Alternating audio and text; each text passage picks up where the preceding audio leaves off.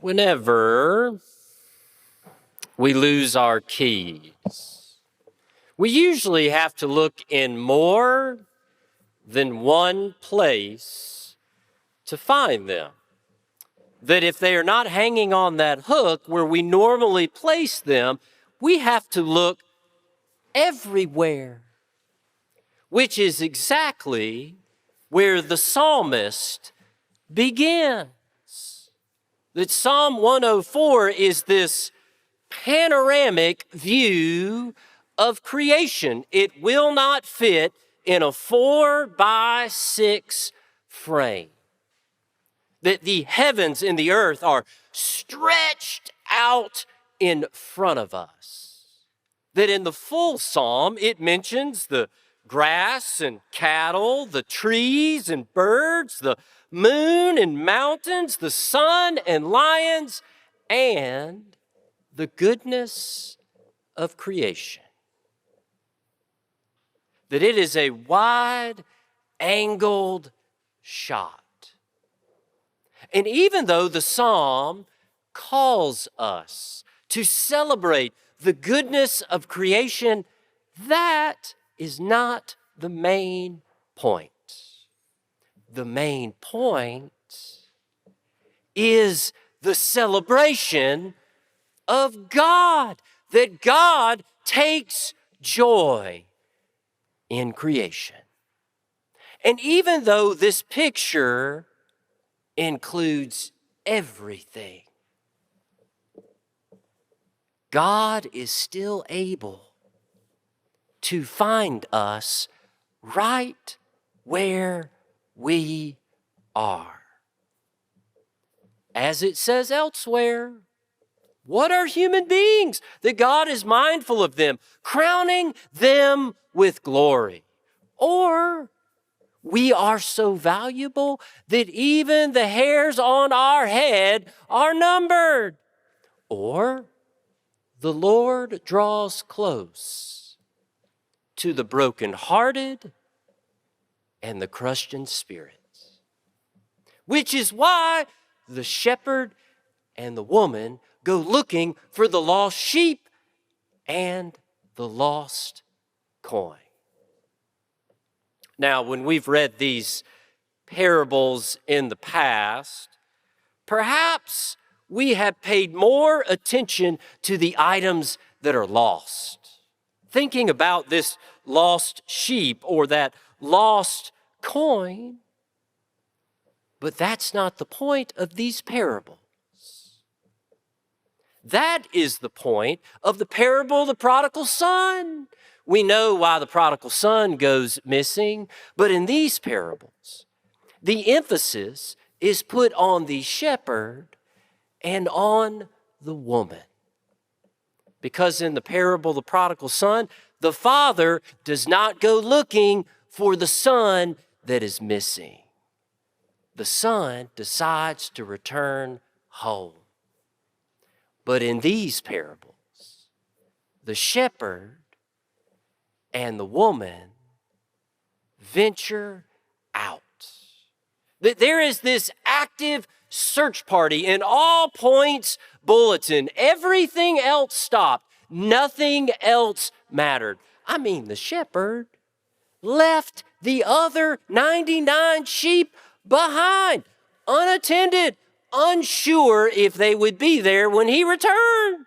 And the woman stayed up all night long, looking in every nook and cranny, despite that early meeting she might have had the next morning. And we need to take notice that both the shepherd and the woman were quite well off. The shepherd had 100 sheep. The woman had 10 coins.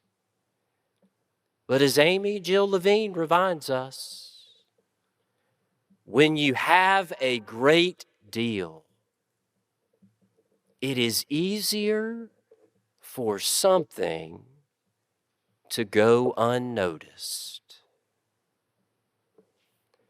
It's like that scene from Home Alone. You know, the first one, where they're rushing out the door, trying to make it to the airport so they do not miss their flight. And they are quickly counting heads before they leave the house to make sure everyone is accounted for. But they have 2 vans full of children. So it's easy for the neighbor's kid who wandered over, quite curious, to get counted as one of their own. So Kevin is left home alone. But even though one is lost, it does not, under any circumstances, diminish the value of the one. The shepherd didn't take solace in the fact that he still had the 99. And the woman didn't resolve just to hold on tighter to the 9 coins she had left. It's like Kevin's mother, bargaining everything she had, trying to get a seat on a plane or a ride back home to find her son. And after the shepherd found the sheep, and after the woman located the coin, they celebrated. They went around and knocked on the neighbors' doors, invited everyone over, and they threw a party. It's the same celebration that we see in Psalm 104. But the tall truth of this short story is in the twist. That Jesus tells this story right after a small group of religious leaders were criticizing him because he was welcoming sinners and eating with tax collectors. That these religious leaders did not think those people were worth the search. It was just too inconvenient. That anytime we lose something, we have to decide, is it more valuable than what we're already doing, to where we stop and go looking for it? Were these religious leaders did not think these sinners and tax collectors were as important as what they were already doing. But Jesus did.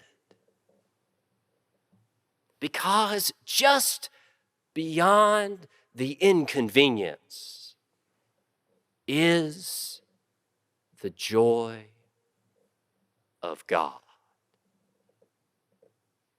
Now, there is the theory of cheap sunglasses. You know, where at the beginning of the summer, when we're going to be traveling to the beach or in and out of our car, quite often, we run to the gas station and buy a cheap pair of sunglasses. Because in all of that commotion, sunglasses can easily go unnoticed or easily become lost, so that if we lose them, we don't have to search for them. We just go out and buy another pair of cheap sunglasses.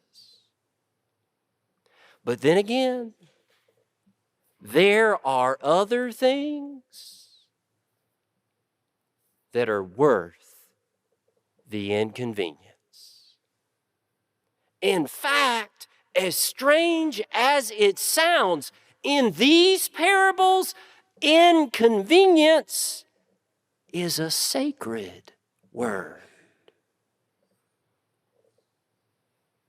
And we see it in the celebration. If we have ever lost a child, even for a split second in the middle of a large crowd, we know what that kind of celebration feels like when we finally put our arms around them again. So these parables are nudging us to take notice of what truly matters.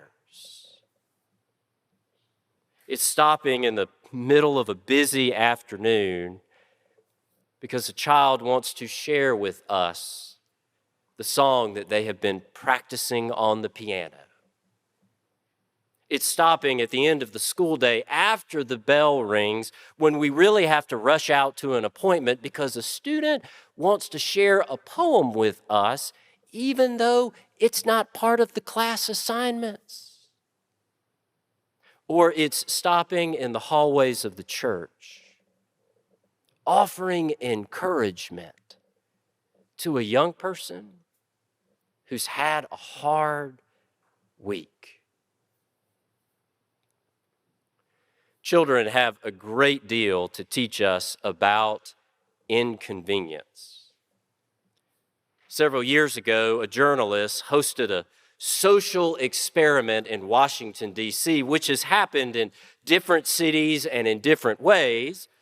But he hired Joshua Bell, a world-renowned violinist, to play at a subway stop during rush hour when people were trying to get to work or drop their kids off at school. And he played in disguise, just jeans and a t-shirt. That he played a violin worth $3.5 million. But he placed his case on the ground and just put a couple dollar bills in there, to get the tips started. And he played for 45 minutes. And he made a whopping $32. 1,097 people walked by. Only 7 stopped. But the most interesting part of the story is they watched it take place. Every time a child walked by, he or she tried to stop and listen. But every time, a parent just rushed them away. That they missed the celebration because of the inconvenience.